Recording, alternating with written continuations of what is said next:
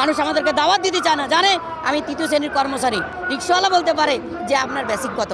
Diploma nursing যারা করে তারাও কিন্তু 10 গ্রেড পাইতেছে। এবার আমরা একেবারে মরণ কামড় দিয়ে এবার আমরা নেমেছি, কারণ আমরা চাই না আমাদের ক্লাসগুলো বর্জন করে, আমাদের বিদ্যালয়ে আমাদের শিক্ষার্থীর কোনো ক্ষতি করে আমরা রাজপথে এসে পড়ি। আমরা এর আগে কখনোই স্কুল ডেতে মানে স্কুল খোলা অবস্থায় আমরা রাজপথে নামি নাই, এইবার প্রথম এসেছি। কারণ আমরা দেখেছি আমাদের দেয়ালে পিঠ ঠেকে গেছে। 10ম গ্রেড আমরা শুধু টাকার জন্য না, আমরা আমাদের সম্মানের জন্য চাই। এই সম্মান আমাদেরকে দিতেই হবে।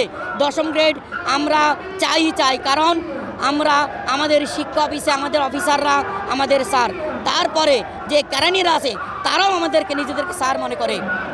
তাহলে আমরা মাঠ পর্যায়ে আমরা সম্মান পাই না। শুধুমাত্র আমাদের যদি আপনারা মনে করেন যে টাকার জন্য আমরা 10ম গ্রেড চাই, নো, আমরা চাই আমাদের সম্মানের জন্য। সম্মান সামাজিকভাবে আমরা কতটা হেয় প্রতিপন্ন হই, মানুষ আমাদেরকে দাওয়াত দিতে চায় না, জানে আমি তৃতীয় শ্রেণীর কর্মচারী।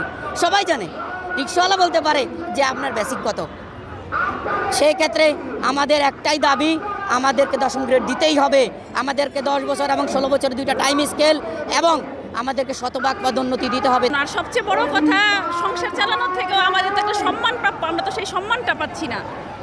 আমাদের গ্রেড উচ্চতর না হওয়ার কারণে আমরা নিচু শ্রেণীতে আছি। আমাদের সেই সম্মান, আমাদের শিক্ষক হিসাবে যে সম্মানে থাকার কথা, আমরা সেই সম্মান পাওয়ার জন্যই আমরা এই লড়াইতে নেমেছি। আমরা জয়েন করার পর থেকে 20 বছর 30 বছর একই পোস্টে আছি, আমাদের কোনো প্রমোশন হচ্ছে না। ডিপ্লোমা নার্সিং যারা করে তারাও কিন্তু 10 গ্রেড পাইতেছে। এবং আপনার এই এটিআই মানে উপসহকারী কৃষি অফিসার, ওনারাও ডিপ্লোমা করে 10ম গ্রেড পাইতেছে। থানার এসআই ওনারাও 10ম গ্রেড পাইতেছে। কিন্তু আমরা অনার্স গ্র্যাজুয়েশন মাস্টার্স করেও কিন্তু আপনার বৈষম্যের শিকার।